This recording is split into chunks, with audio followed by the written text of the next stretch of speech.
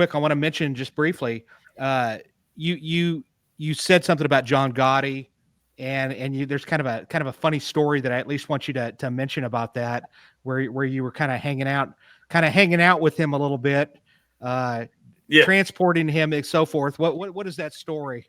Well, the Dapper Don, Sammy the Bull Gravano, Franco Lacazzi, the three of them were on trial in 1992.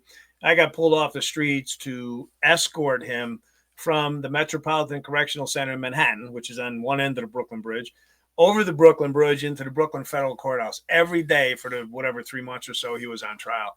So I would take my little motorcade in at 6 a.m. I'd go up to the third floor by myself.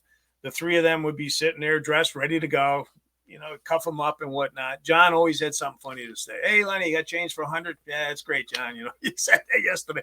So, he is what he is, right? I mean, he's a character. So we're on the elevator, fooling around all the time, going down to one. Sammy, hey, you were a boxer. You look like a fighter. I said, no, Sammy, I'm a lover. I'm not a fighter. Gotti's elbowing him in the back, shut up. It's just they're going over to Brooklyn Bridge. Hey, there's a little Italy. I know some people down there. Why don't we go get breakfast? Okay, John. Yeah. So one day I show up and I'm upstairs. I walk in, Frank's sitting there, John's sitting there, quiet as a church mouse. There's no Sammy. I don't say nothing. I get on the elevator, hit the button. Yeah, going down to one. I got the cavalry downstairs. So now I'm going to be the funny guy, right? So I turn around, I look at John. I said, where's Sammy? What is he, a rat now? If looks could have killed, I had no idea the night before the FBI brings him on board Team USA. If looks could have killed, I'd have been dead on that elevator. Of course, the next day, front page of every newspaper. I was like, oh my God. So fast forward. Did John know?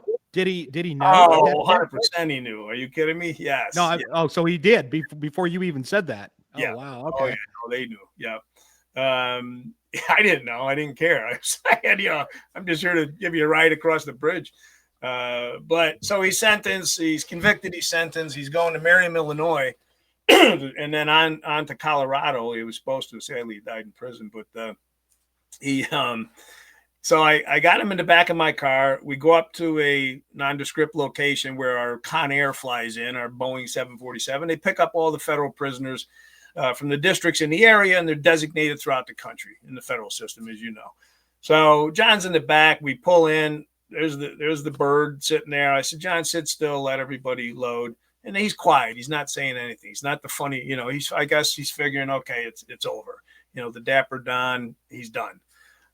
So the other districts load. We're the last one to get out. I take him by myself. We're walking up to the aircraft, and he's shaking like this, Jason. He sounded like the ghost of Christmas past. I mean, he was just, nervous as could be. And I kind of like, what do I say to the guy? Right. So we get up to the foot of the aircraft. I know the guy on board, Brian. Hey, here's John Gotti. Here's his medical records. So, what do you say? Have a nice flight. I mean, I don't even remember what I said to him, but I do remember I turned away. He took about 3 steps up the ladder, and I hear, hey, Lenny. I turn around and say, yeah, John. He says, you think it's too late to say I'm sorry? That's the last I heard from John Gotti.